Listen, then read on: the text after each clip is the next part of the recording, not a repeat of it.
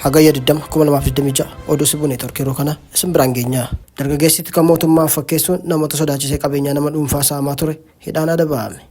Dargaggeessi aniti kan mootummaatiif hin jechuun qabeenyaa nama dhuunfaa saamuun himatame hidhaa waggaa 2 fi ji'a 9 adabame. Himatamaan maqaan isaa Falmii Shibbiruu Walda Kidaan jedhamu badhaadhina isaaf hin mallee argachuuf jecha sobaan humna tika biyyoolessa mootummaa fakkeessuun godina Wallagga Lixaa bulchiinsa magaalaa Gimbii ganda Gaaddisa Odaa bakka addaa mana barumsaa Adventistii Gimbii sadarkaa lammaffaa jedhamee beekamutti nama dhuunfaa irratti saamicha raawwachuusaa qajeelcha poolisii godina Wallagga Lixaatu feesbuuka isaa irratti beeksise. Himatamaan sun guyyaa gaafa 15/9/2018 akka lakkoofsa Itoophiyaatti waaree booda sa'aatii 9 walakkaa ta'utti miidhamaa maqaan isaa gabaasa kana keessatti hin eeramne ganda baadiyyaa irraa gabaadhaaf magaalaa Gimbii keessa utuu deemaa jiru humnaan qabuun baajaajii yaabsisuun sinajjeesaa jechuun erga sodaachisee booda qabeenyaa miidhamaa kana moobaayilaa gosa saamsingii tilmaamaan qarshii 28,000 baasuu danda'uu fi maallaqa 5,000 harkaa fuudheeraa jedhame.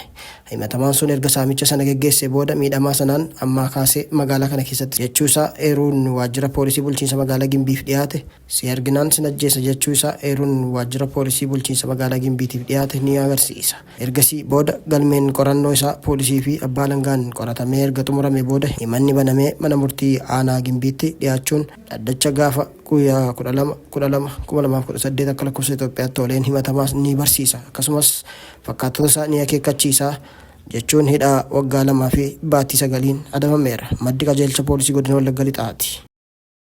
Saawudi Arabiyaan lammiilee Itoophiyaa 2 jimaa kiiloogiraama 40 seeraan ala dabarsuuf yaalan to'adheeraa jette. Saawudi Arabiyaan lammiilee Itoophiyaa 2 jimaa kiiloogiraama 40 seeraan ala dabarsuuf yaalan to'adheeraa jette. Lammiilee Itoophiyaa 2 bulchiinsa Asir jedhamutti eegdota daangaatiin to'atamu miidiyaalee Saawudi Arabiyaatu gabaase. Namoonni sunneen utuu jimaa kiiloogiraamii 40 ta'uu seeraan ala dabarsuuf yaalanii to'atamu fuula X eegdota daangaa irratti ibsameera.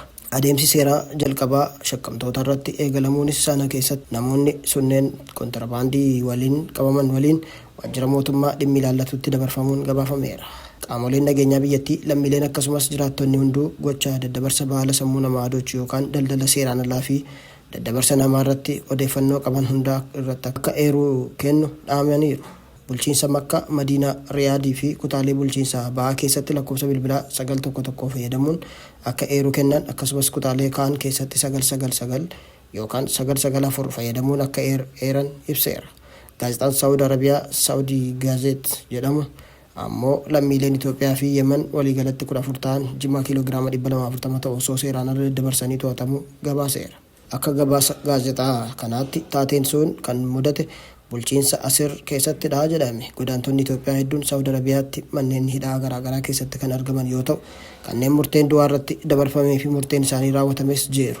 Saawudiin godaantota du'aan adabde jimaa fi baala sammuu adoochan biraa daddabarsaniiru jechuun himaatte. Lammiilee Itoophiyaa dhimmi isaanii kanaan walqabatu 60 ta'an keessaa kanneen ajjeefaman 21 ga'uu Human Rights Watch dabalatee jaarmiyaalee mirga namummaa idil addunyaa hedduun gabaasaniiru.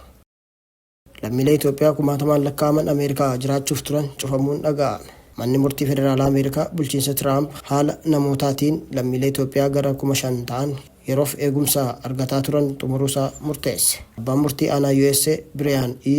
Murfii fi dhaabbata mirga godaantota Afrikaa leellisu Afrikaan Communities Together jedhamu haga dhimmi seeraa kun furmaata argatutti eegumsi kun akka itti fufuuf dhiyeessee kufaataseera. Murteen sun namoota hedduu Ameerikaa keessa jiraachuu fi hojjechuuf mirgi kennameefii ture biyya ari'uuf saaxilamas jedheera. Bulchiinsi Baayiden walitti bu'iinsa naannoo Tigraay Itoophiyaa keessatti uumame hordofuun bara 2022 ji'oota 18 fi eegumsa yeroof lammiilee Itoophiyaaf kennee ture. Eegumsi kun haga bara 2024tti ministeera nageenya biyya keessaa yeroo sanaa Alejandro Mayorgaatiin dheerate. Garuu bulchiinsi Tiraamp ministeerri nageenya biyya keessaa akka xumuru dhiibaa tureera. Abbaan murtii sun falmii haaraa abukaattonni Itoophiyaa barreessituun nageenya biyya keessaa Kiristiil Noa'el eegumsa kana dhaabuuf aangoo akka hin qabnee fi murtiin kun mirga heera mootummaa kan sarbu ta'uusaa kuffiseera. TPS namoota waraanaa fi rakkoo namummaatiin baqataniif biyya ari'amuu irraa eegumsa kan kennu yoo ta'u bulchiinsi Tiraamp bulchiinsa kanaan dura irra deddeebiin dheeressuu isaanii qeeqe yeroof malee dhaabbata miti jechuun falmeera. Manneen murtii federaalaa amma eegumsii walfakkaataan baqattoota Somaaliyaa, Sudaan Kibbaa fi Heetii irraa dhufaniif godhamu akka xumuramuuf karaa kan saaqe yoo ta'u manni murtii olaanaa eegumsii baqattoota Sooriyaa fi Heetii akka kaafamu murteessee jira.